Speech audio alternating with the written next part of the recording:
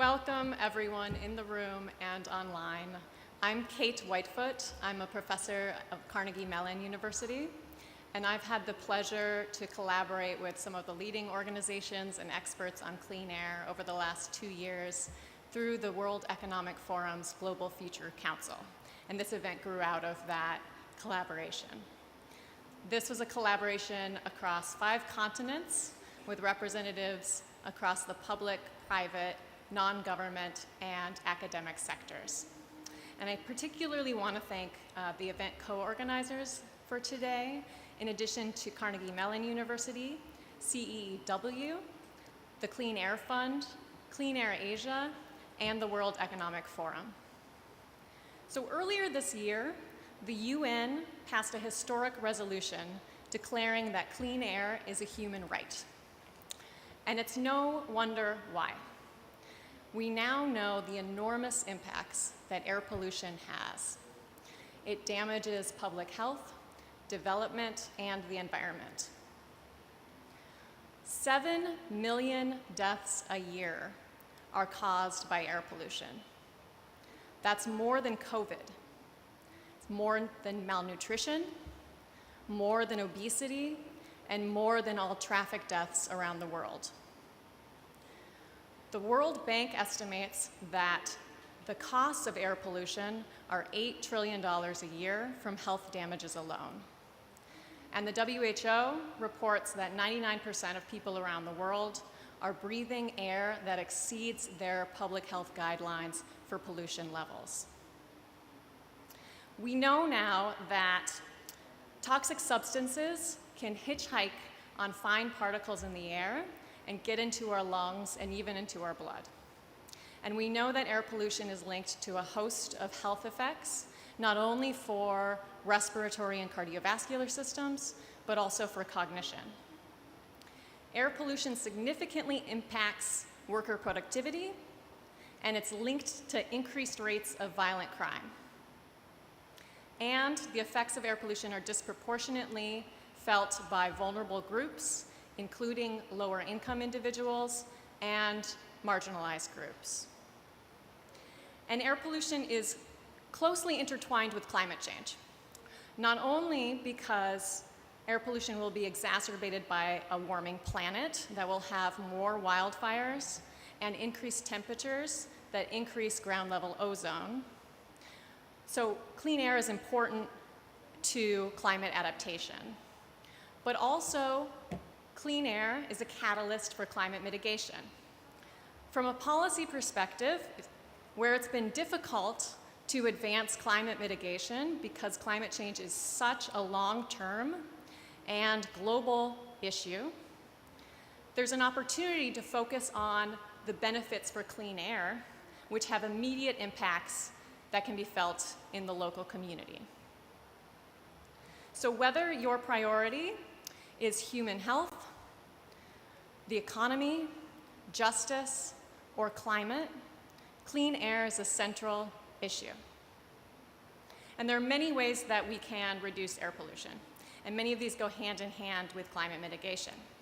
Shifting transportation to zero tailpipe emission vehicles, generating electricity through clean sources, and instituting policies that can limit emissions from waste management and from cooking.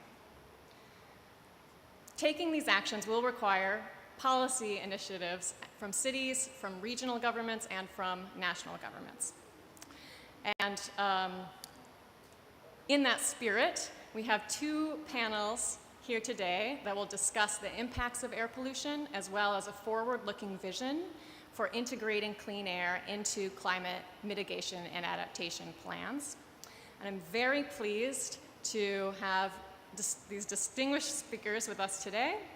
And on our first panel, which will be moderated by my colleague Tanushree Ganguly from CEEW, we have Bob O'Keefe, who's the Vice President of the Health Effects Institute, Tallulah Oni, Clinical Director of Research at University of Cambridge and founder of Urban Better, and Desmond Apaya, who's the country lead for Ghana at the Clean Air Fund. So Bob, let's start with you.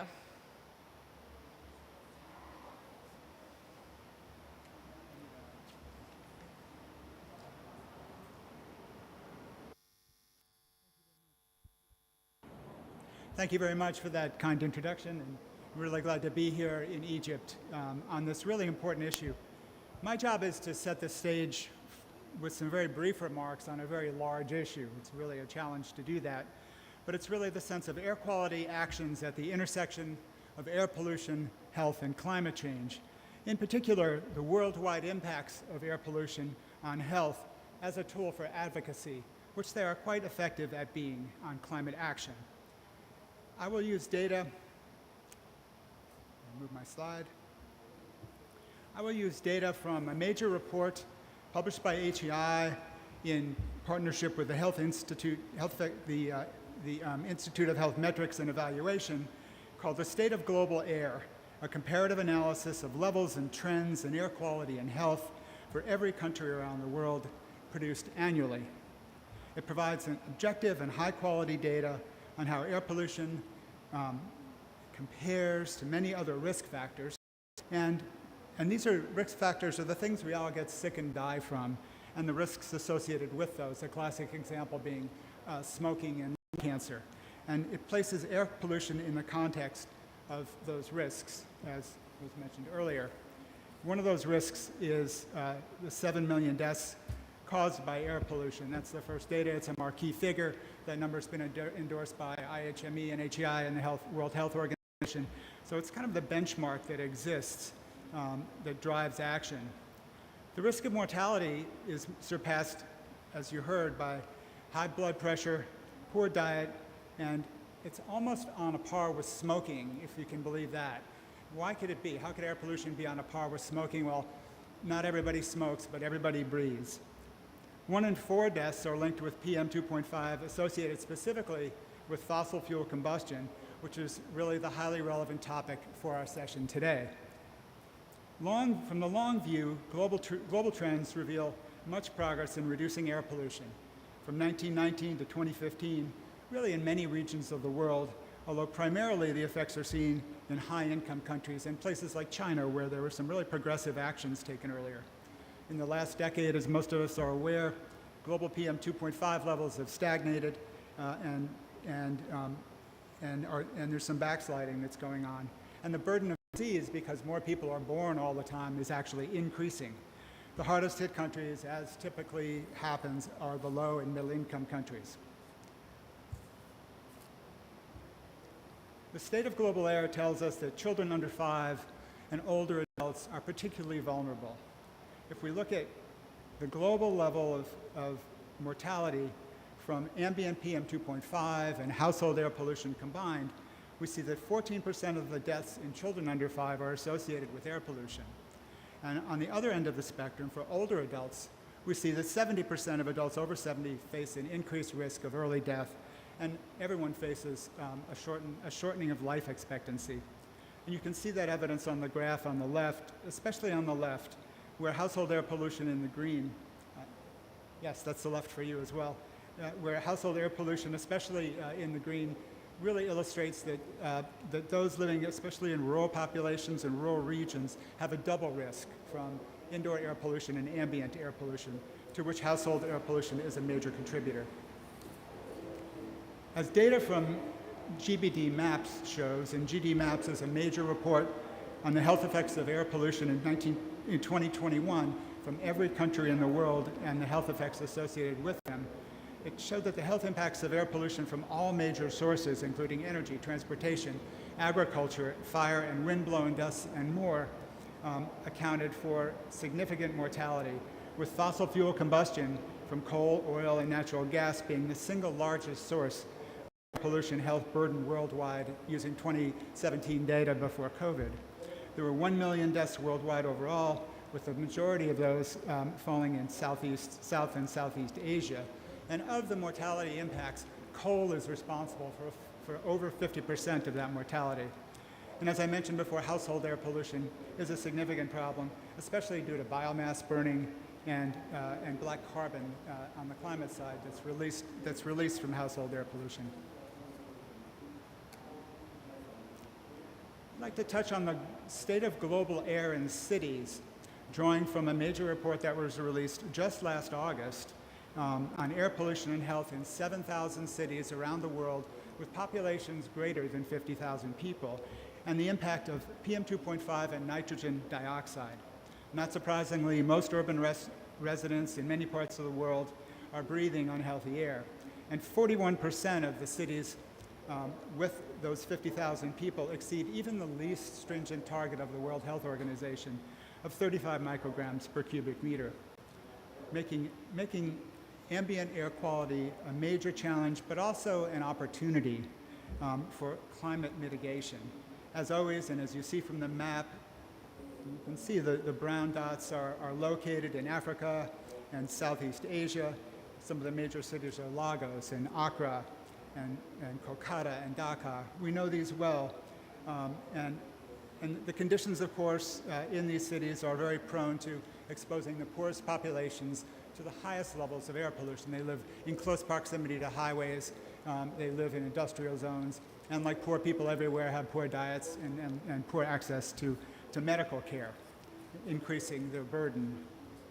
To meet the growing challenge of urbanization and air pollution, we're going to need to focus clearly on reducing air pollution from the many sources that exist there, whether it be industrial sources or traffic from old diesel vehicles. But we also need to vastly improve our ability to measure the levels and effects of air pollution in urban settings with more air quality monitors. Looking across the world, there's only 117 countries out of all the countries in the world who even have PM2.5 monitors. There's fewer for NO2, and what that does is it makes it really difficult to identify local impacts, cultivate strategies that are designed to address those impacts, and track progress over time, which is really critical. Finally, I was asked to just touch on wildfires because this session is also focused, as you heard, on adaptation. And it's well known, of course, the impact of climate is extremely high temperatures and drought. What that means is that from a climate change perspective, there's an increasing vulnerability and frequency of wildfires in forests around the world. The key pollutants one sees from wildfires are very similar to what one sees in household air pollution, for instance.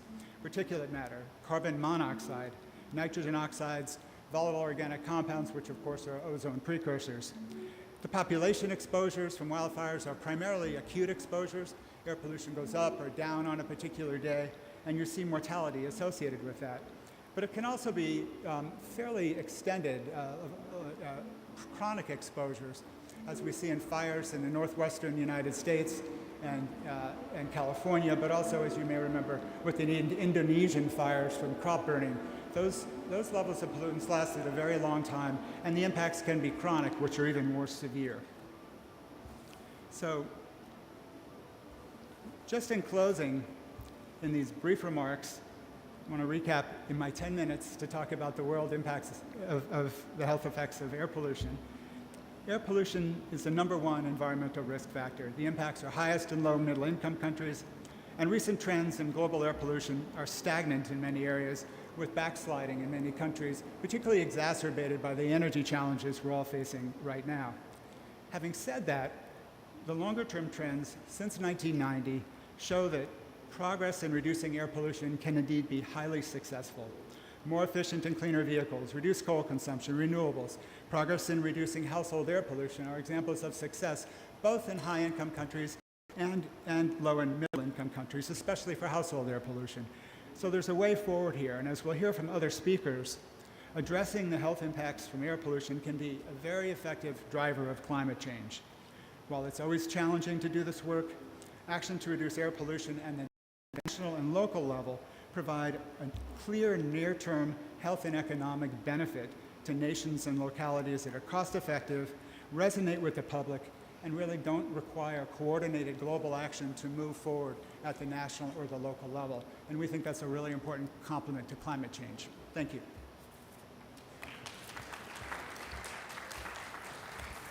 Thank you, Bob. Thank you for highlighting the implications of air pollution on human health.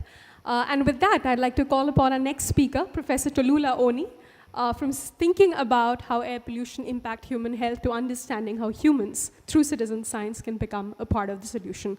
Over to you, Tolu. Thank you. Good afternoon, everyone. Good afternoon, everyone.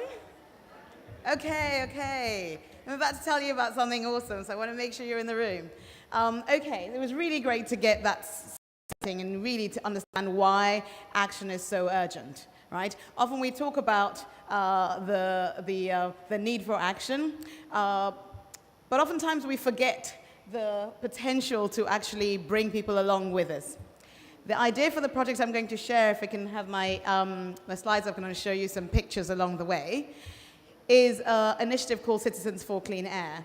And it's interesting, Bob, that you mentioned when you showed the map of what we know about the air quality, where some of the brown spots were. So the Citizens for Clean Air project is an initiative that was conducted in Lagos, Nigeria, in Accra, in Ghana, and in Cape Town in South Africa.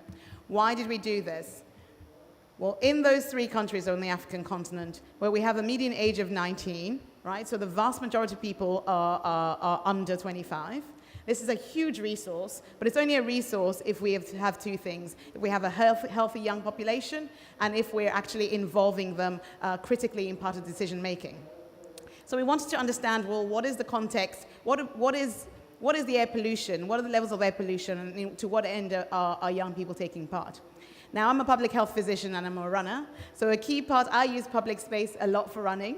So on the other hand, in these cities, we also know that we have rising levels of obesity, rising levels of non-communicable diseases, and we need healthy behaviors like running, right? But as a doctor, we say, oh, you need to be more physically active. But in reality, where are you going to do that? Where you have public spaces that are not conducive to physical activity, either because of the risk of safety or injury, or critically for here, the air quality you breathe. So we wanted to highlight that intersection between health, air pollution, and climate change. In the three cities, we recruited 10 or so young citizen scientists, age 18 to 35. With public recruitment, and then we asked them, we brought them together in each of these three cities, and we, over two days, worked with them in terms of advocacy skills, in terms of understanding what their knowledge of air quality is, and what they saw as the critical sources of air pollution and the areas of the city where they thought the air pollution was better or worse. At the end of that workshop, they essentially designed an experiment. We talk about, it's going to have lots of dad jokes here. We ran an experiment, boom, to essentially, they designed different running routes across the city, which was designed to scan essentially in one point in time to understand what is the quality of air in that particular city. So this is, we talk about air as a human right, this is what we see. So what did they do? They designed those running routes. Each of them then recruited a whole load of other people to run with them. On those runs, they ran with an air quality monitor that looks a little bit like this. We ran with a couple, but this is a kind of thing. They also ran with an app that essentially showed where they were able to capture photos, videos, audio of the experience. So air pollution risks, sources of clean air that they encountered, other climate risks that they encountered. We brought those data together, and then they were able, this is what it looks like a little bit. You see, you can zoom in. There's an interactive data platform that you can look at this where you see, okay, this is what the air quality and the sensor looks like. What is the actual experience of running in those spaces? These are the potential sources. And the idea was to generate the data stories, that the citizen scientists actually generate the data stories. We brought them back together in a few weeks later to analyze the data. And I'm sorry we're having it today because last week we had an exhibit where you could have played around with the data platforms. But this here, you can see there, they're playing around with the data, and based on that, to say, well, what do we see within and between cities, and how do we use that to essentially shape and come up with recommendations for air pollution in our city. In that workshop, we also brought them together with policy actors and public health and climate experts in the city to say, okay, what is the city doing? What are the ways that we can get engaged? I'm going to highlight three key findings. One is that the air quality varied hugely, both within and between cities, largely along the lines of population density. So Lagos with almost 7,000 people per square kilometer versus Accra with just over 1,000 versus Cape Town with even less. You saw a correlation with air quality by that density. Within cities, again, correlated with deprivation, with higher deprivation areas having worse air quality. So this is a real justice issue, whether it's within or between cities. The second was the really engaging with data, animated, and was able to engage both the citizen scientists, some of whom may not have been engaged with air quality, air pollution activism before, but it really engaged and enfranchised the public to understand, and we're kind of very animated and say, okay, what can we do about air pollution as a way for climate action in our city? And the third thing was that the young people were really motivated, enthusiastic to do something about this, but there was very little, from their perspective, mechanisms that they identified to be part of that solution. So that participatory decision-making spaces were not transparent to the young people. So the three key recommendations, and if you scan that QR code, you can get more of that information, but the three key recommendations was the importance of making real-time data air quality access to the public, because that was a really critical, not let's collect the air quality and then 2 years later we'll give you a report of what happened with the air you were breathing 2 years ago, but real-time access. The second recommendation was to put into place and establish participatory decision-making mechanisms so that young people, who are the majority demographic, can be part of making decisions around where are you placing sensors, what is the impact of decisions you're making on air quality, how can we actually work with you to use this data to increase awareness. And the third was really being able to connect that with their health outcomes, right? So they couldn't see these things were in separate locations. So the right to healthy environments is a right to health, and we need to see the impact of the air quality we breathe on our health. So integrating health and data on air quality. But you know what?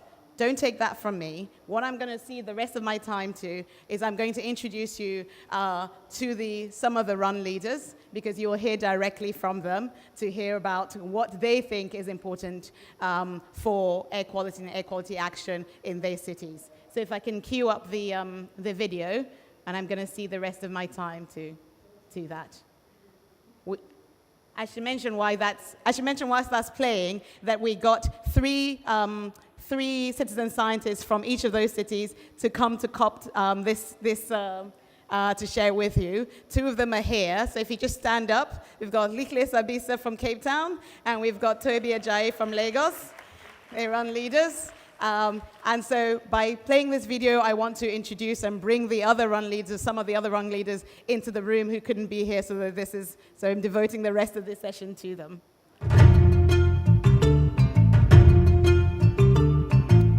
Hi there, my name is Patience Enti. My name is Kiara. My name is Onome. My name is Lisha Sabisa. My name is Michael Dafo. My name is Rukama Kwang. My name is Ruby. Hi, my name is Waziri Benasar Abubakar. Hello, my name is Nell Bensel. Hello, my name is Ron Posma. I live in Lagos, Nigeria. I live in the beautiful city of Cape Town, and my area is Rustenburg. I live in Latigoshi. I live in the country of South Africa. Lagos, Nigeria. I live in Yaba precisely. I live in South Africa, Cape Town. From Nigeria, I reside in Lagos State. And I live in Cape Town, South Africa. And I live in Cape Town, South Africa.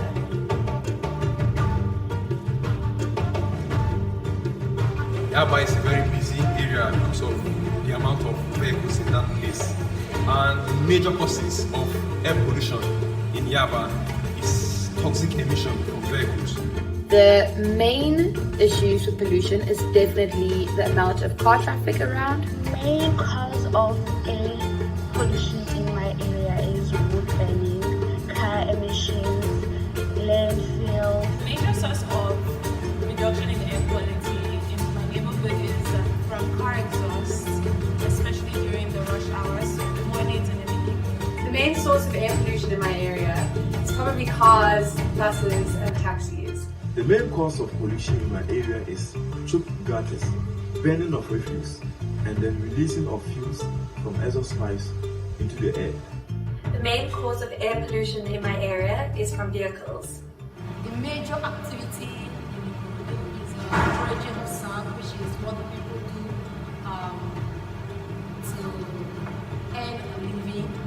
result of this dredging of sand, the air pollution in my area is very, very high because of the emissions from the exhaust of the tipper trucks they use for carrying sand to areas of construction. The main cause of air pollution in my area is burning of refuse and smoking.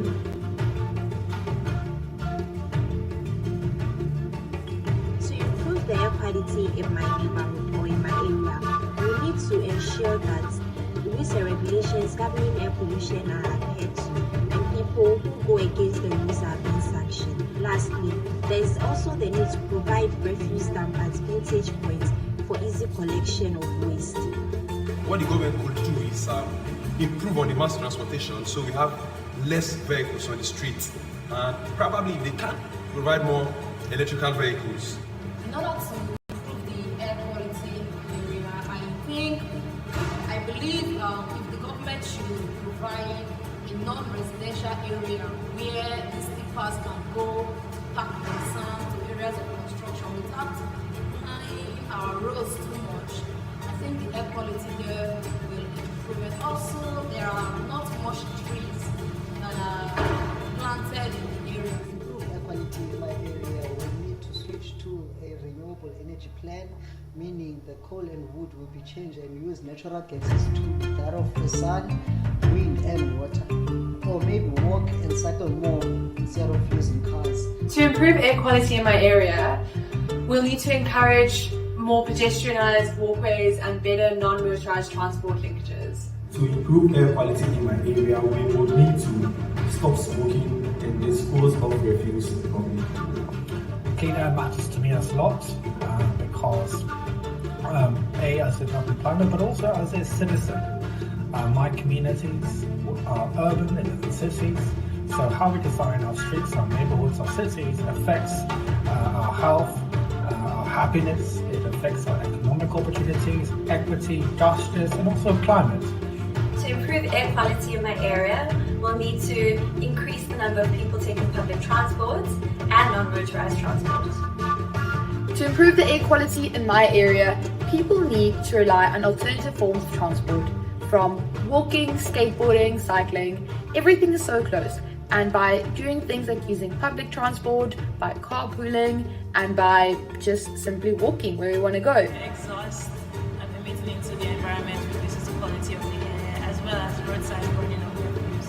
So if the government could enforce that cars that are emitting fumes are off the road, and if they can enforce that people don't burn refuse on the road, because there are traffic police on the stretch of the road that I'm talking about, so they could enforce that these things don't happen.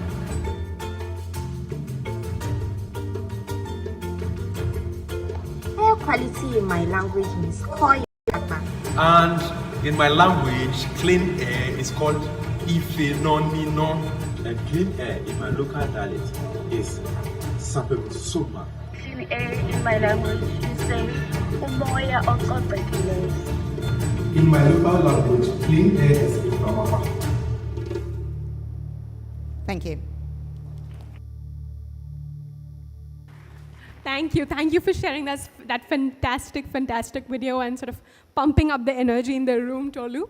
I'm sure there'll be a ton of questions because you've given us the clear way to include, citizens in decision making. With that, we move on to Desmond, who's going to talk to us about action in urban areas. What can cities do to clean up the air?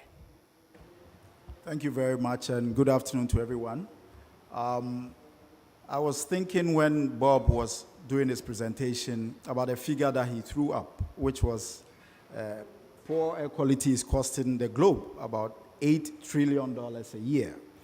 And I think the next question that came to my mind was, so why are governments not taking action?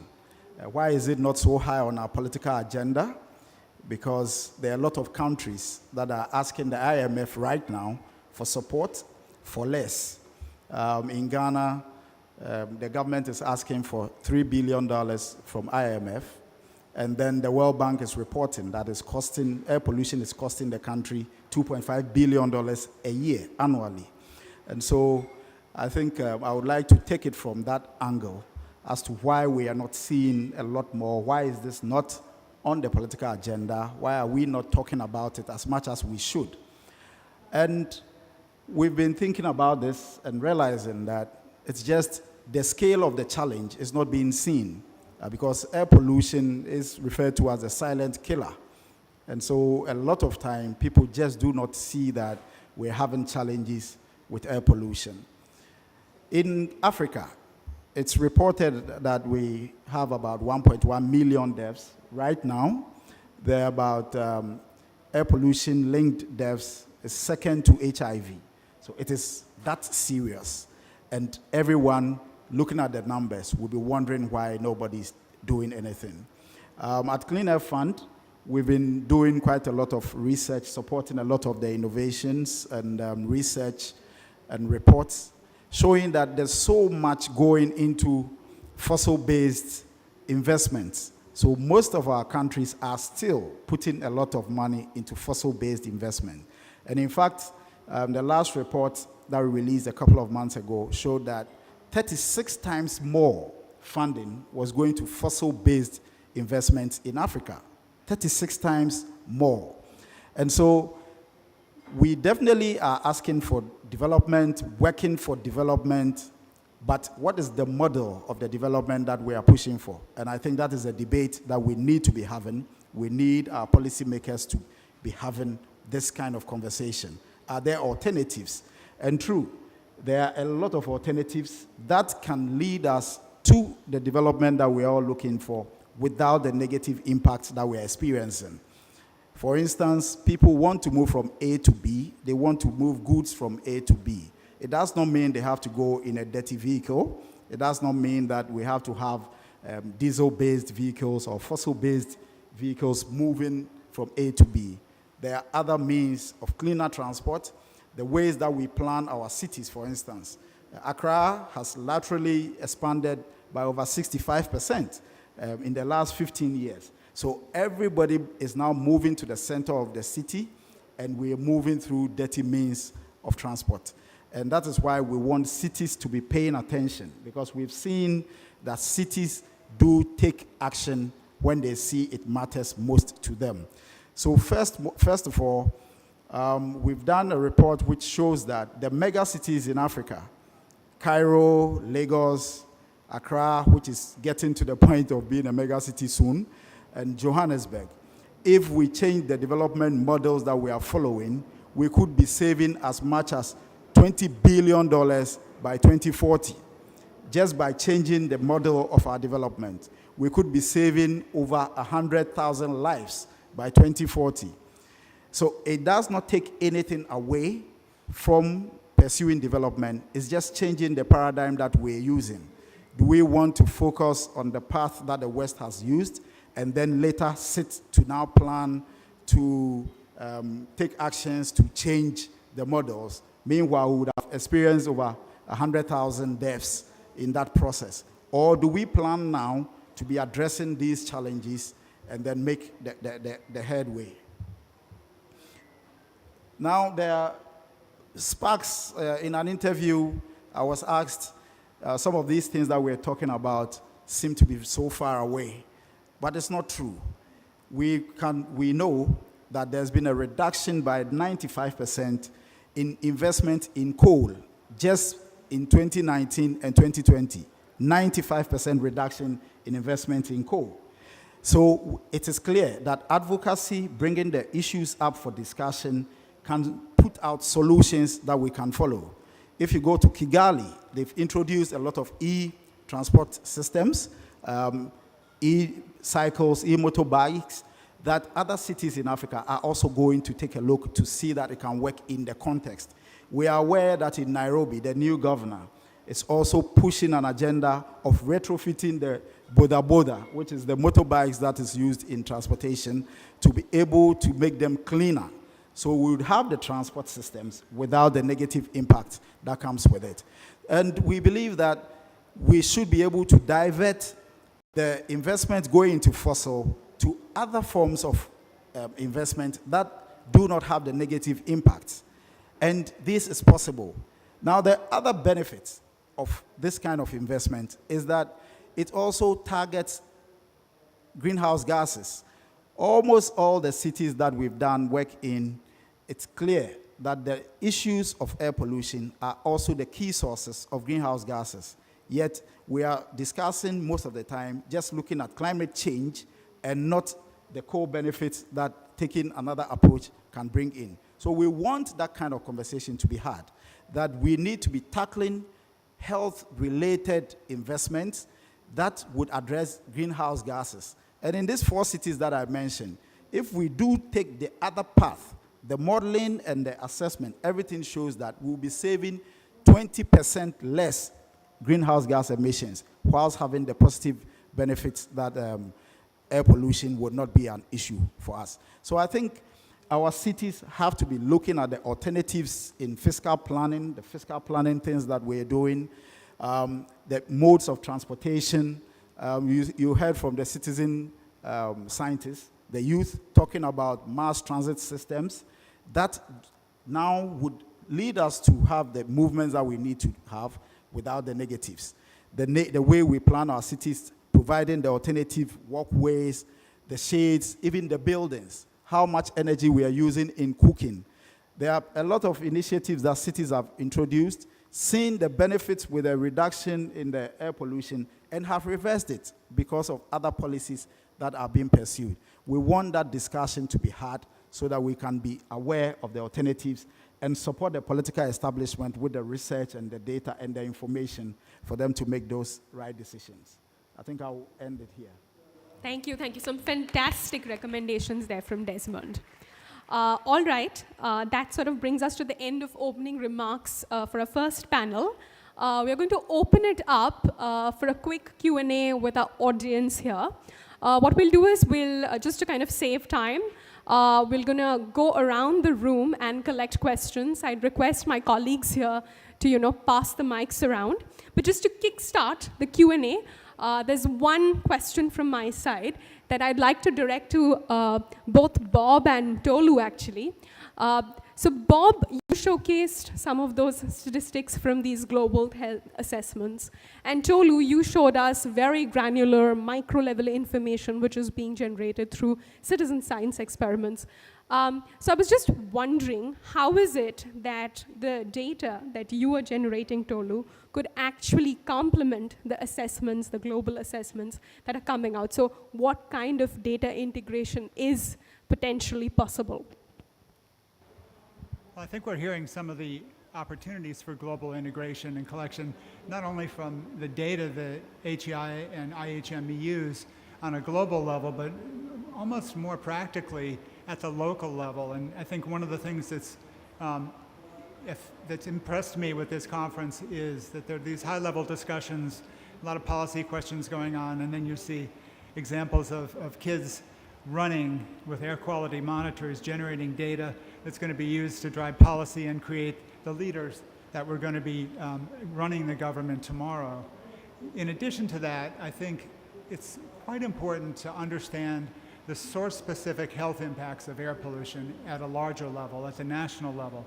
That's what one of our studies tries to do, and what it does is it sets the stage for air quality management.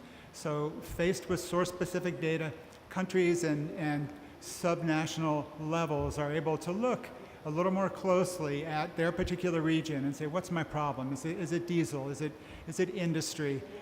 Is it coal burning and energy production? And target those as priority impacts from a health-based perspective and guide air quality management. And we're onto the solutions phase now. So it's basically how can we better get to solutions? And that data is helpful in that way, I think. Yes, and I'll pick up on the phrase you just mentioned, Bob, which is the air quality management systems, because the idea for this actually, what the idea for the Citizens for Clean Air was to demonstrate that this is possible. The idea is not that it's a standalone thing, but it actually is to demonstrate the potential of a participatory air quality management system. So actually following on from this initiative, we've got a follow-on in Lagos and in Accra, where we are doing exactly that, right? So the point is, as you have more deployment of sensor networks in the city, how can that participatory element be a critical part of the air quality management system? Because I do think it's really critical that we're not having, youth running over there and then the air quality management system here. And the idea for that follow-on is that we actually then bringing in together exactly one of the key recommendations from the citizen scientists is actually happening, right? So we're having sensors being deployed in the city. We're adopting a participatory approach to say, okay, the government plays a really critical role, but these youth citizen scientists and civil society will come together to say, where do we think these should be deployed? With real-time access to the data, and how can we work together with the government to hold them accountable, but also to support. So we could say, okay, periodically we will be reviewing the data, we'll be going in with the app to generate more data stories, because we want to highlight that the sensors and the multimedia data are really powerful, coming together to generate those data stories that can shape our urban design. So I think really critical to see that as part of plugging in to mainstream in order to institutionalize the voices and the say of the majority demographic in the broader urban decision-making process. Excellent. Do we have any questions from the audience? Okay, I do see a couple of hands there. We'll just collect the questions. Yes, sir, please. If you could introduce yourself briefly. Hi, can you hear me all right? Yes. Yeah, my name's Chris Griffiths from London, Professor of General Practice. Clean air zones, like the ultra-low emission zone in London, have proved very effective in reducing air pollution. Is that a model that could be translated to these cities? We'll take a couple of more questions. Paulina Jaramillo from Carnegie Mellon University. I'm sorry, I'm horrible with names, but the woman from Africa. So you talked about the sensors. I'm assuming these are low-cost sensors.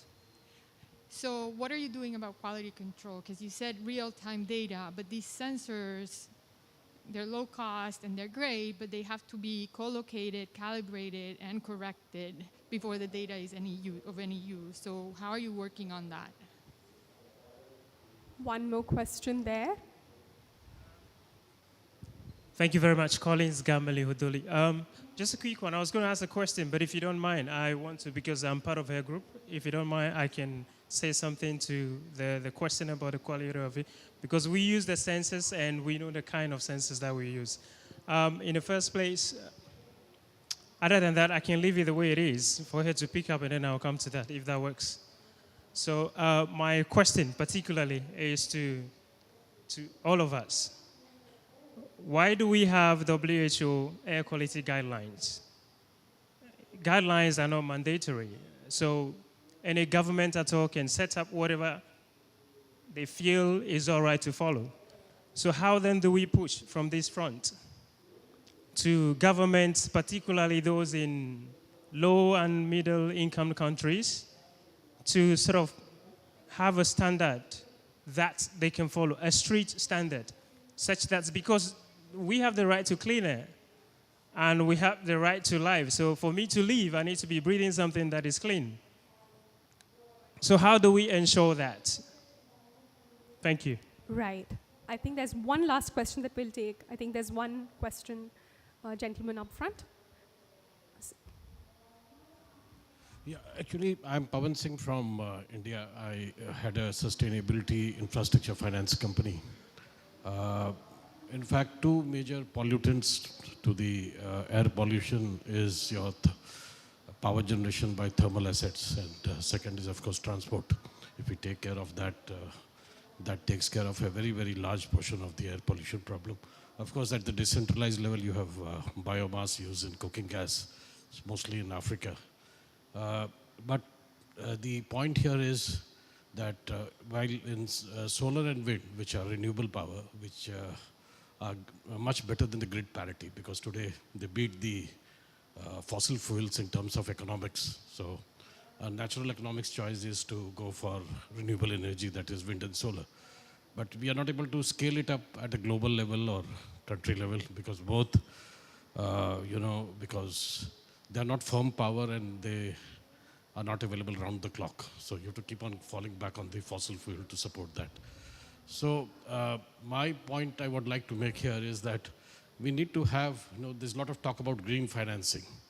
Now, the green financing, which largely going into an area which is economically viable, automatically money will flow there. You need not give any inducements or support. But there are other areas which are still coming up, technologies taking up your green hydrogen, your battery storage and all that, which doesn't give the economics. So it's very important that whatever green finance goes into an area which tries to take care of the, economics, where once you have the scale, over a period of time, when you have the large scale, it will meet the same grid parity levels. Thank you. Thank you. Thank you for your comments, sir. Thank you. So what I'm going to do is, we are running a little late on panel 1. So I hope all of you have heard the questions. So I'm going to give all our panelists just 1 minute to respond to the questions that you've heard. We'll start with Desmond, maybe. Okay. I'll start with the last question. There's a court in South Africa that recently ruled that clean air is a right, and that is forcing the local government to take steps. That was the ruling of the court. Take steps to make sure that citizens have access to clean air. And so that is one way, but we need to also have data to be able to support that. And I think I'll link that to the question on census, that in several areas where low-cost census are now being a push factor, people are looking for it, there's also work being done on calibration to ensure that it kind of harmonizes with the regulatory grade census. And Clean Air Fund is looking at setting up an evaluation center to be able, in Ghana, to be able to look at the sub-region on low-cost census. I think I will leave that so that... Tolu? Thank you. Again, just to pick up on that point, and I think that's why I was very clear in your response that the idea for Citizens for Clean Air, it goes in the context where you're in a city where clean air quality measurement is suboptimal. So it goes in, and one of the critical things it does is that you can show that you can engage people with the data on air quality. The idea is not that it becomes the air quality management system, right? So that's the first thing. The second is that there's been a lot of what you were saying, a lot of advance actually in the low-cost census space, and how we calibrate is really critical. So for example, the project I was talking about, primarily in Lagos, that is building on this, it's not mobile wearable sensors, but actually we're partnering with a collaborator, Equo, to put in situ in communities, so communities are host of these low-cost sensors that are calibrated to a reference grade monitor. But then working with citizen scientists to regularly access that and to supplement that with data stories to understand things around the sources of pollution, to look at before, after, to actually show what is happening in terms of behaviors and to tailor the activism and the advocacy that way. And then to the first point, that is an example, but we start with measurement. I think the really critical thing is that we have to localize interventions, and we have to understand what is happening on the ground in any particular given city or even part of the city. And how do we do that? We have to measure. And this is the potential of working with the citizens and the residents of the city to be part of saying, okay, these are the sources of pollution, and this is the reason why we think something like a low emission zone might work, and is that something to test out? So again, this is the power of a kind of participatory citizen science approach to push for trying for different interventions, and critically to evaluate whether or not it's effective in that particular context. Yes, and Bob? Sure, I'll try to answer those pretty quickly. First off, HEI had done some studies in low emission zones in the London congestion charging scheme, and we found that the early schemes didn't work very well. They reduced air pollution somewhat. There were not measurable health impacts, but as they got more sophisticated and became larger, they became a much more successful tool that could be replicated in other places. Secondly, low-cost sensor issue I think has been dealt with very well. Only other thing I'd add is it's a great tool for, it's an emerging technology, and the sensors are cost low, but it takes some effort and expense to make them useful. But it raises public opinion, and it also creates excitement and creates new leaders at the same time. So there's ancillary benefits there. And finally on that one, it allows one to measure progress. And measuring progress on air pollution is critical. So we know whether these remedies are working or not. The WHO air quality guidelines, yes, they are guidelines. They are the backbone for the new EU standards that were just proposed, going all the way down to 10 micrograms per cubic meter. That came directly out of a WHO. The US is at 10, proposing lower than 10, and those tend to trickle down to other countries around the world. So I think they are effective. And finally, power generation and the need for bridge fuels, that's a huge issue. And there are incremental health gains to be made away from moving from coal in any case to natural gas or to renewables. And there's probably a need for some bridging there, but we don't want to get stuck in fossil fuels. And that's an emerging challenge I think we're all well aware of. Thank you. Thank you so much, panelists. Some very strong messages coming from panel 1. Enhancing participatory decision-making for clean air, ensuring that there is information on source-specific impact of sources on air pollution, and of course, reducing the negative externalities of development. That's a wrap on panel 1. Handing it over to Kate for panel 2. Wonderful, thank you, Tanushree. I'm going to pick up the question on how to move from guidelines such as the WHO into government standards is a great segue to our next panels, where we'll hear about multi-level government actions. So on this panel, we have David Boyd, who was unable to be here in person in COP, but is participating through video. David is the professor at University of British Columbia and was appointed the UN Special Rapporteur for Human Rights. We also have Bjarne Petersen, Executive Director of Clean Air Asia, and Marieke Schouten, Alderman of Nieuwegein in the Netherlands and member of the European Committee of the Regions. So we'll start by hearing from David through the video.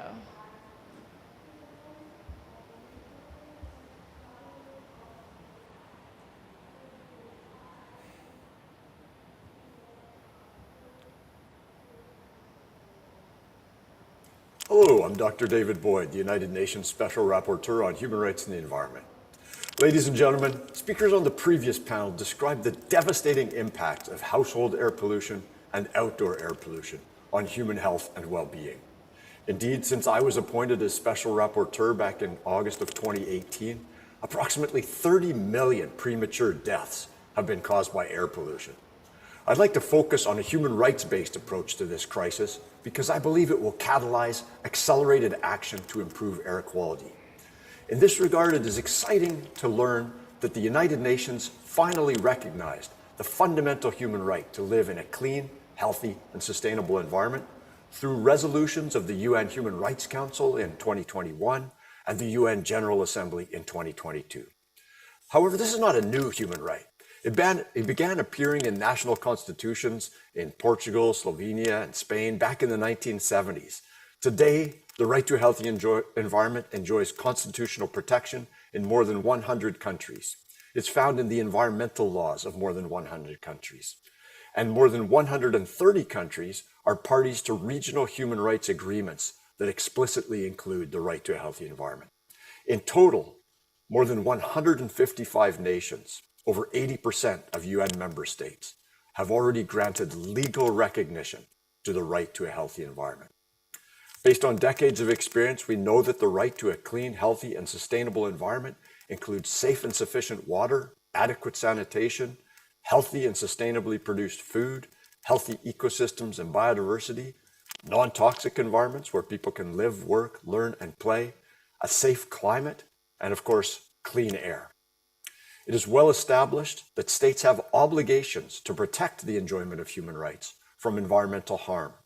In 2019, I submitted a comprehensive report to the UN Human Rights Council outlining 7 key steps that all states must take to fulfill their human rights obligations by reducing air pollution to acceptable levels. First, states must monitor air quality. In recent years, many states have expanded their air quality monitoring infrastructure. However, there are still major gaps, particularly in Africa. Maintenance of monitors is a chronic problem that must be addressed.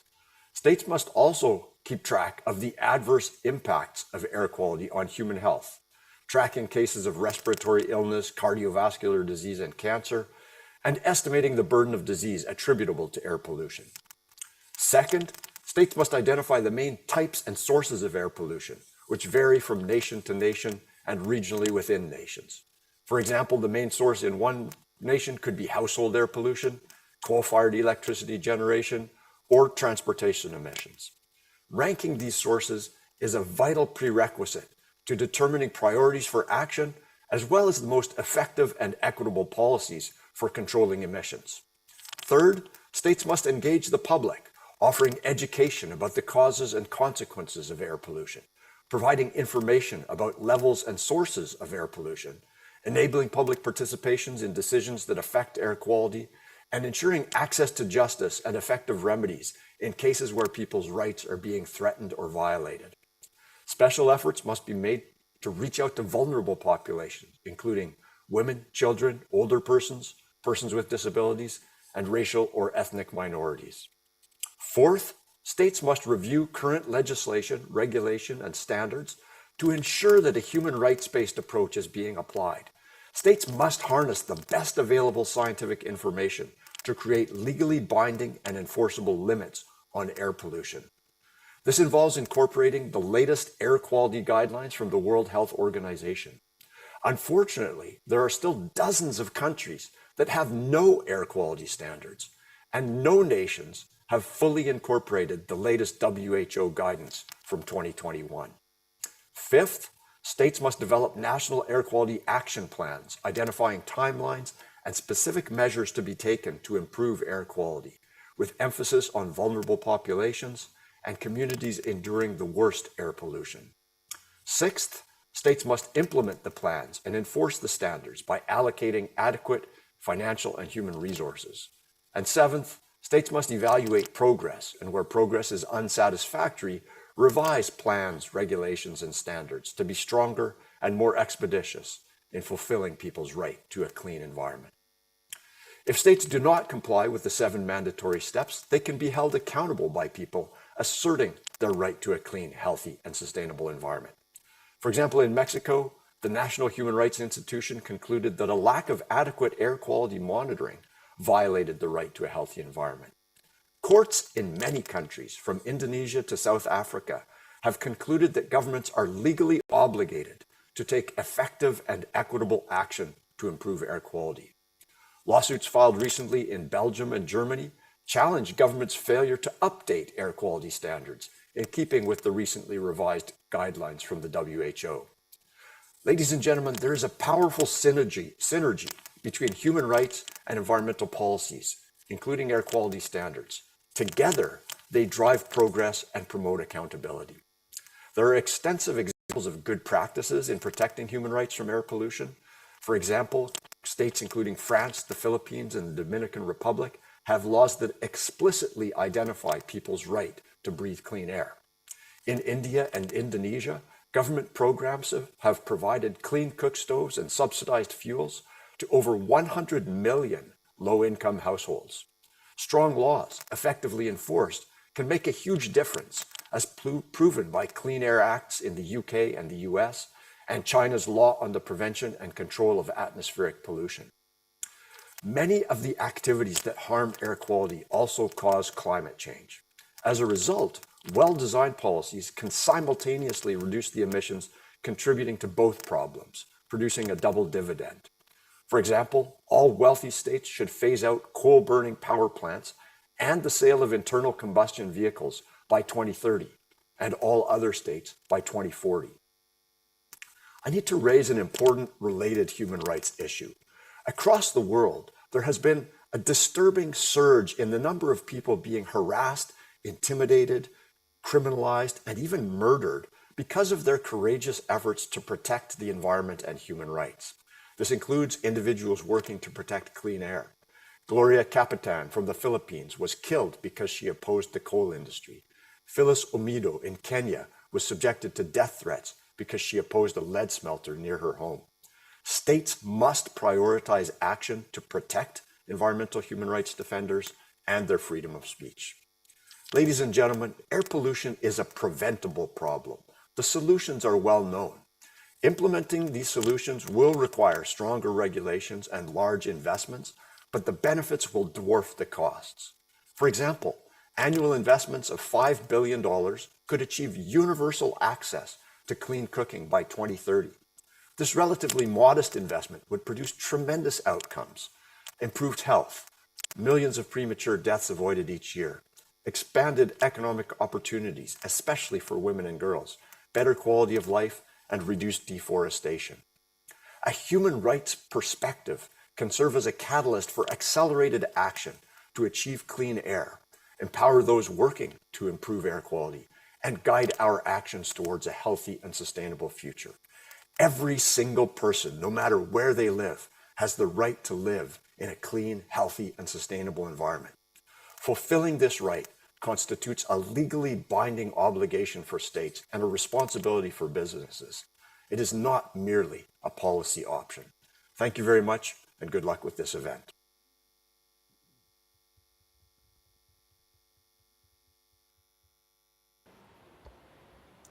Okay, so from the taking legal actions to address air pollution, we're now going to hear from Bjarne about taking actions both at the community level and the national level to address clean air. So Bjarne, over to you.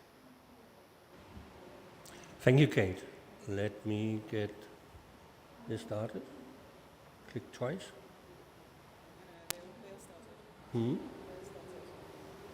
I have the slide slow, please? Okay. They'll start it eventually. Here we go.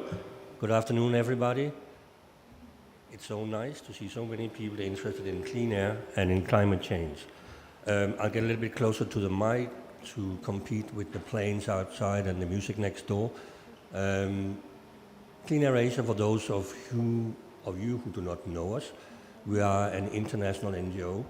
We're actually based and we were started in Asia. Vis-a-vis the previous speaker, our headquarters is in Philippines, which is sometimes a little bit edgy, as you heard. We have offices in China. We're one of the few NGOs that works within China on air pollution and climate change. We also have offices in India. We are starting an office in Indonesia. We got 5 country networks across Asia. We as an organization exist where the rubber hits the road. We live and breathe solutions. Hoping that these solutions would eventually lead to us actually breathing clean air as well. Oops, it has gone very far. Start with the first slide. I'll talk you through in my presentation a little bit about vision, about clean air, climate change, and public health, but also specifically about the progress that have been made and the solutions that are out there for us to implement that can result in real emissions reductions. As we heard from the previous speakers, air pollution and climate change often result from the same sources. As my 7-year-old son, with the 7-year-old son's clarity, say, we just need to stop burning stuff. And we just have to figure out how we get there and stop burning stuff. This is at least how he explains my work. But back to the session, we need a shared vision and multi-level action, in my opinion, looking at the powerful nexus of climate change, public health, air pollution, and environmental justice. To be able to establish a vision, I think we also need to look at some of the solutions and the progress that has been made. I'll take you first to China. We have Clean Air Asia have been tracking the progress in China since 2013 via our annual China Air Reports. The data on the left side shows that from 2013 to 21, China actually achieved significant air quality improvement, including reducing average concentration of PM2.5 by 58% and SO2 by 77%. Meanwhile, maintaining a GDP growth rate average 6.6%. Data on the right shows that in the past decade, CO2 per GDP in China actually decreased by almost 35%. However, you will also note that the total CO2 emissions increased slightly. If we look at what are the success factors for what happened in China over the last 10 years, and I'll get to in a second that, at least in our opinion, China is still not right there, but what they have done resulting in this emission reduction was setting clear and ambitious air quality improvement targets, comprehensive policy frameworks, building an air quality network and releasing real-time data, targeting emission control of key sectors, including power sector and the transport sector, and possibly a little bit controversial for many, putting in place multiple means to actually ensure sound policy implementation, even down to city-level accountability mechanism and strong inspection programs.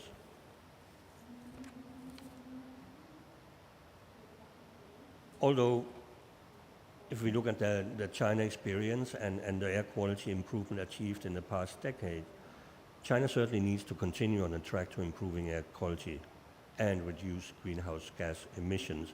Referring to the gentleman's point about the WHO guidelines, China is still on interim level, target 1 of the new WHO guidelines, and certainly need to strengthen its approach and standards.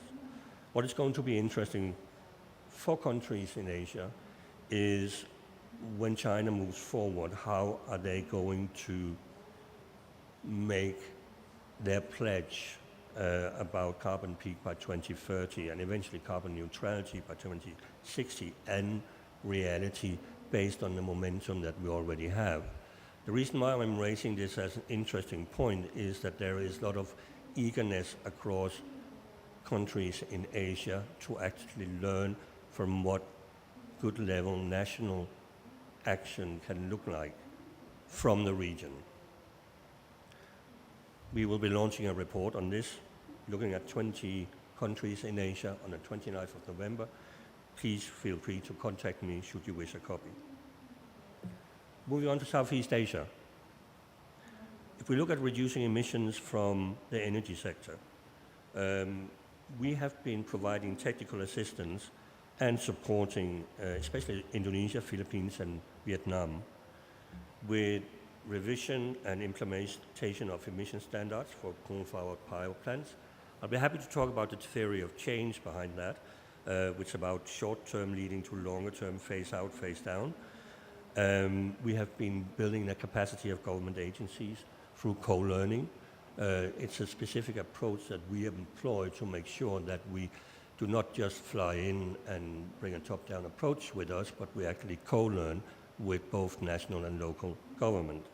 We developed guidance frameworks, making sure that we can at least help governments and cities understand the map, the roadmap that they need to be looking at moving forward. And this is especially important in developing country situations where there's not that much capacity or financial means to actually move this.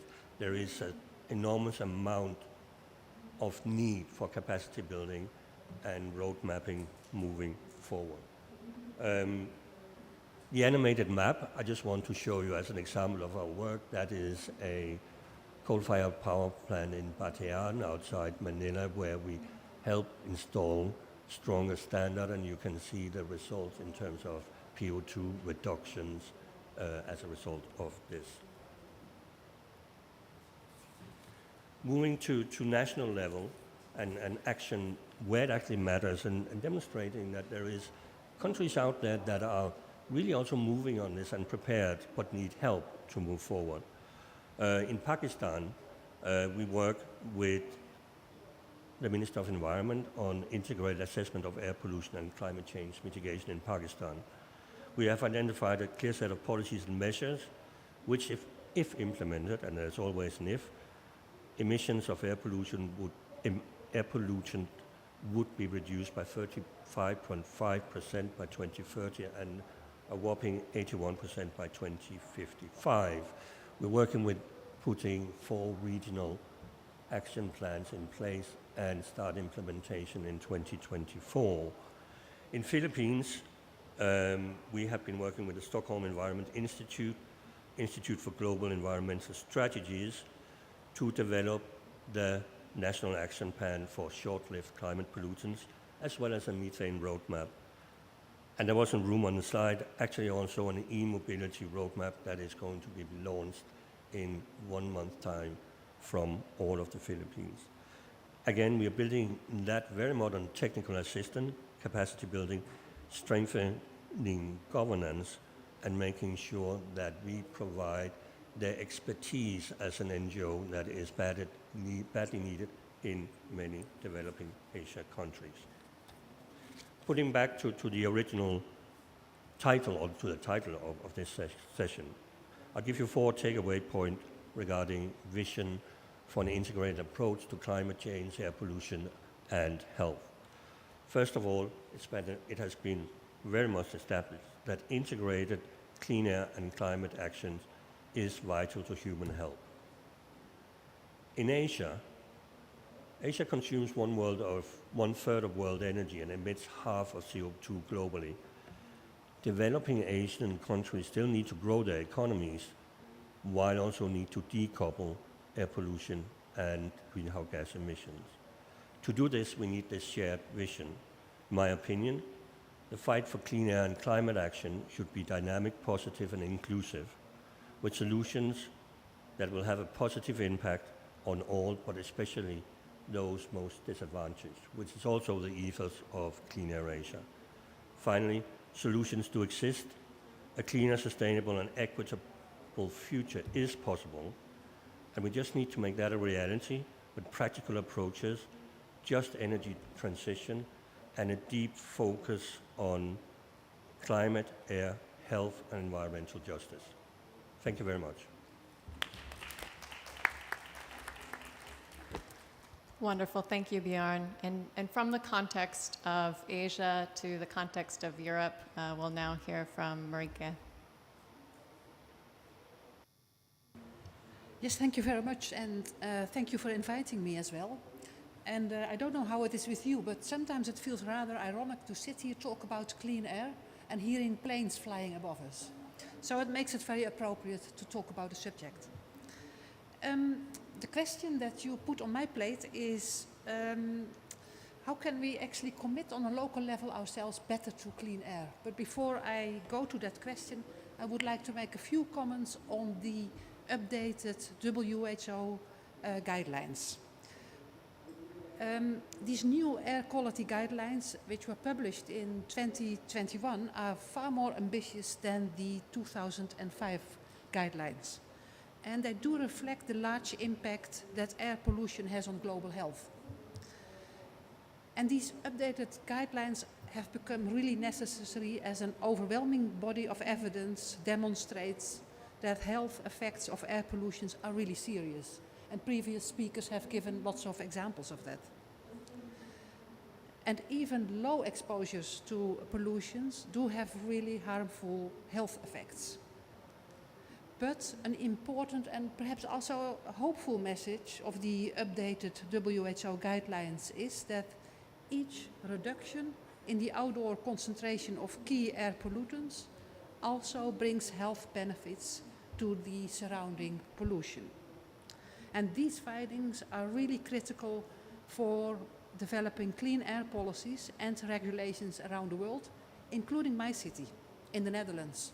Not a very big one, 64,000, but air pollution is a real problem.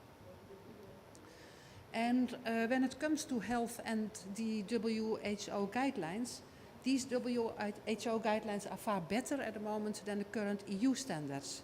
And that's why I really welcome the new EU legislation published by the European Commission a couple of weeks ago, where the standards are increased up to WHO guidelines. But the question I also have is, whose problem is it, this air pollution, and how can we address it? When I look at my own town in the Netherlands, my town is surrounded by 3 major highways and borders onto one of the busiest rivers in the Netherlands. And transport by water still produces very high level of emissions. We don't have heavy industries nearby, but we are not very far from the petrochemical industries of the port of Rotterdam. And the air we breathe in our city does not stop at our city's borders, nor at the national borders. And the air we pollute in the Netherlands also does not stop at our national borders. And although it is a complex process to find out who in particular we should make responsible for these air polluting, I still do believe that we should uphold the principle of the polluter should pay. But as governments, as local governments, we do have the responsibility to safeguard the right to health for all people, in particular the citizens of our cities and regions. Now the question that you raised, how can I expand local commitment to clean air? On a city level, we already take several measures to that end. Low emissions zone, and they do have a large effect on health. Encourage electric driving and active transport, cycling and walking, which in a small and flat country as the Netherlands is perhaps one of the easier measures to take. But because we are also a very densely populated country, it is a necessity as well. Cities simply don't have space anymore for cars. And the space we have, the public spaces we need for greening, for playgrounds, and for meeting spaces. Thirdly, which I feel is really important, is inform the public about the negative consequences of, for instance, wood burning. And that in a country as the Netherlands, that is really quite a big thing as well. Fourthly, and I think you mentioned that as well, citizens' participation and citizen science. And a really nice example is the so-called sniffer bike in the Netherlands, whereby cyclists receive a small device which they can attach to the wheel bar, and that measures at real time the level of pollution when they are cycling. And again, it is a device that is regularly tested and updated, but it provides open data and real-time data. So as a cyclist, you can follow that and you can choose clean cycle paths, but you can also see where the level of pollution is highest. But effective air quality policies do really require action and cooperation between different regions, different level of governments. And in the Netherlands, a cooperation between different levels of government and other stakeholders led to the so-called Clean Air Agreement. It is an agreement between the national government and municipalities and provinces. It is a kind of an opt-in model of cooperation, and national government provides financial resources that are allocated to interventions with a proven record in air pollution reduction. And this clean air agreement also provides a platform, but also a place where you are held accountable to the public. And it proves to be quite effective. But to be really effective in our efforts, we also require European policy making and legislative and regulatory intervention. I think the gentleman who raised the question about the WHO guidelines is very true. Guidelines alone are not sufficient, although they are very important. Last year, I was rapporteur on the European Union's action plan towards zero pollution for air, water and soil. And some of the recommendations included tackle pollution through effective multi-level governance and a cross-border approach. And second, tackle pollution at its source. That's the place where it starts. And governments really should not be left alone. All sectors have an important role to play. But also monitor what you are doing and make it visible and transparent to citizens. Summarizing, public air is a public good, or clean air is a public good. And the right to clean air is the concern of me as a local governor and for local governments. But the good news is there are proven actions that can lead to a reduction of pollution. Thank you very much. Thank you very much, Marika. So one of the themes that I heard in this panel was about accountability and creating mechanisms to address inequities in power to create accountability. And I'm wondering, maybe start with you, Bjorn, if you can talk a little bit about, through your work, how you've been able to address those inequities. Okay, very briefly, we actually work, in terms of we look at city governments, we work quite a lot on governance within the city, which is in reality where we can see local accountability mechanism, which in developing country Asia works quite well rather than on national level. So there we work with the cities to make sure that they understand what they need to monitor and what they need to be transparent about, and how to implement accountability mechanisms across city level governance structures. I mentioned the top-down approach to compliance in China, but I think also that is a pretty unique situation in China, maybe in Vietnam as well, and a few other countries, but in reality, it is accountability at city level we are looking at. Then secondly, we are actually started to working all the way down to community level, looking at a community inclusive approach, which we are quite successful in doing so.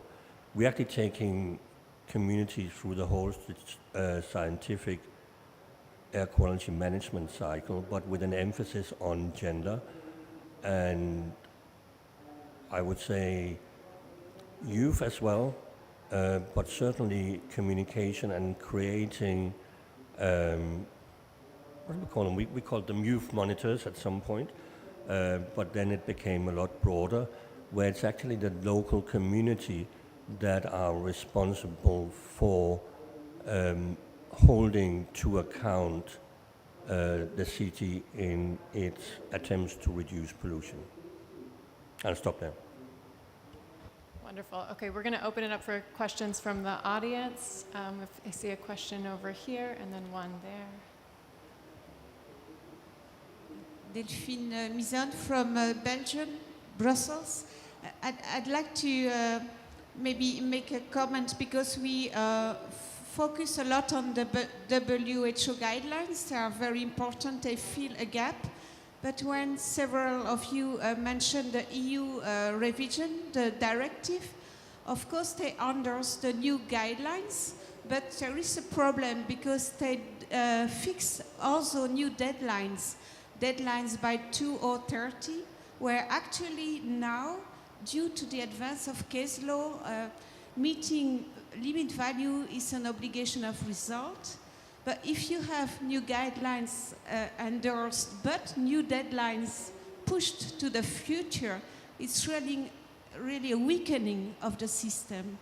And with a colleague, I co-wrote a global assessment of air quality standards legislation in the world for UNEP.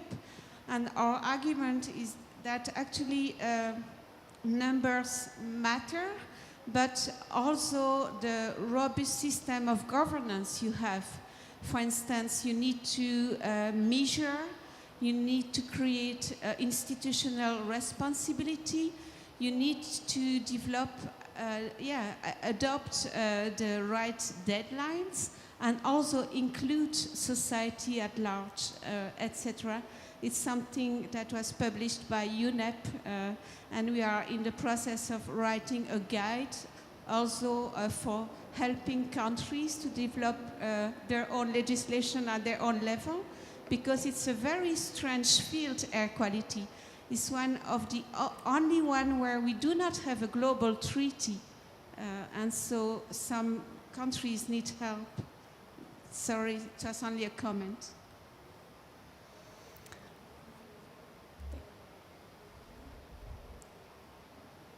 We had a question over here.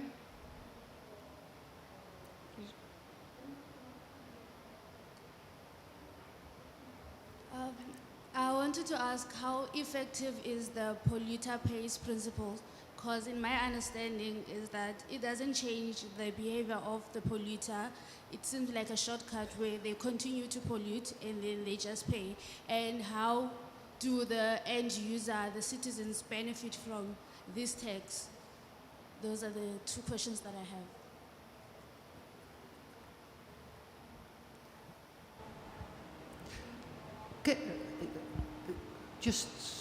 May I just ask to repeat your first part of the question, because I couldn't hear it very well. The polluter pays. Well, you will answer? Marika, do you want to talk about the polluter pays? I think the question was, how does that work in practice? Thank you. It's a very difficult principle to apply. I think it is one which already is legally embedded, but for instance in the air quality and pollution, when I look at my own city, there could be 10 or 20 or 30 different sources of air pollutants. And it's very difficult to track source and pollution. So I think that it's still a long way to go to really adhere to the polluters pay principle. But I think it is good to have it, because also to make the source, so the polluters aware of what they are doing. And can I maybe follow up on that, because I just pushed a little bit, because I think what I heard was that to what extent, if you can afford to, do you not just pay and then continue polluting? So how can it be a sufficient enough disincentive that you actually, because the purpose is not a money generating, but actually behavior changing? I think there is one of the pollutants is PFAS, which is at least is a very high pollutive. But there was a debate on really when the polluter pay principle applied to PFAS. We know there is a large group of PFAS. So it becomes very complicated, but still I believe we really should push for that principle. And I know in my own country at the moment there is quite a big thing going on this particular subject. So I know it's not a very satisfying answer yet, and there is still a long way to go. Thank you. We have another question. Hi, I'm Eduardo Mosqueda, and I'm Cane Lead, but I'm very interested in this team because as an environmental attorney in Mexico from an NGO, on January probably we will submit a suit against the Mexican government because a thermoelectric for the biggest thermoelectric in Mexico, and how the pollutants. Because I don't know if you know about the new agreement of Escazú. In this agreement of Escazú is a new standard in all Latin America that said that the communities have to know about the pollutants and how these pollutants affect their health.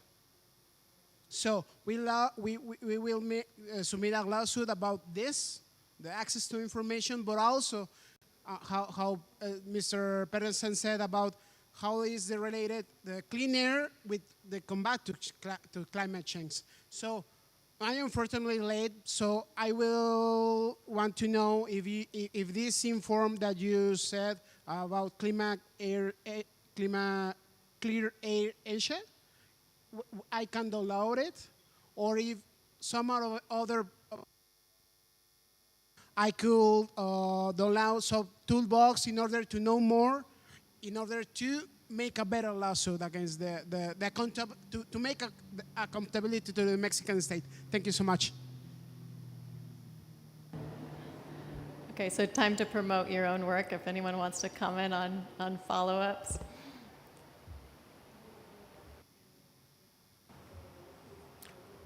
It would be let's have a side discussion on that. I think it was a very comprehensive question. I think the way forward of providing legal challenges on city level, I think, is an important one. And maybe we should have a brief discussion of me being able to connect you with, for instance, Client Earth that has done something like this really, really successful. But I think it's an incredible, powerful way of creating accountability. Yes, please, another. Hello. I represent here the Central Asian region, which is not on the map, unfortunately. We are, I guess, very young movement for clean air in Central Asia region. We have just created the Air Quality Central Asian platform, but I guess we're quite successful in the advocacy back home in the Central Asian, especially in Kyrgyzstan, the country which I represent. But my question today will be connected with the climate change crisis, because from our official delegation, what I heard here at COP, for our country, the priority is to work with agriculture, and air pollution, and in the cities especially, because we have very polluted cities, is not a priority. And when I ask like why, because in the country with 6 million people and 1.2 million people living in one city, in the capital, why people's health in the city is not a priority. So maybe in the panelists, or maybe you have a clue what can be the real great advocacy key message for the government to not only pay attention for the climate change mitigation measures. Thank you. I'm getting the chop from the back, so really quick answer to that question. If someone could give a 30-second answer. I think almost everyone on the panel has been making the case that the key causes, the sources of greenhouse gases, are mainly also the sources of air pollution. In this case, fossil-based investments. I know in Central Asia there's a lot of also exploitation of fossil, so there's a lot of fossil investment. But that is the case, that if we go on the development trajectory that puts health at the middle, it means you do the development but will not be investing in fossil investments which have longer term negative consequences on our people. I will just add, look around the world now, see most of the economies that have been fossil based for all these years. Look at the type of investment they are doing now. They are trying to move away from it. So why is it that others seem to be going towards that? Because they are learning that that has more negative consequences on their citizens, and they would have to pay for it in the long term, on the economic impacts and the like. So I think that's the key advocacy message, that we need to put health at the center of our development paradigm and reduce or put a moratorium on the way we are investing in fossils, because they are alternatives. Okay, thank you. We're out of time. Can I just say something really critical? Really critical. Because in advocacy, I think it's important that we're both advocating locally and globally. The last speaker talked about the transboundary nature of air pollution. As much as you're looking at what is your country doing in terms of action on air pollution, we have to make sure that we're not exporting the problem. So if you're cleaning up your vehicle fleet, ask your government, where are you sending the old vehicle fleet? Because make sure you're not sending it to another part of the world and causing a problem, because we're all on the same planet. Wonderful. Thank you so much to all of our speakers. Let's continue the conversation. We have a reception outside. You are all welcome to join us. I would just say, thankfully, we have more people here than we anticipated, so please let the speakers get their food and drinks first. But please, let's continue talking about clean air. Thank you.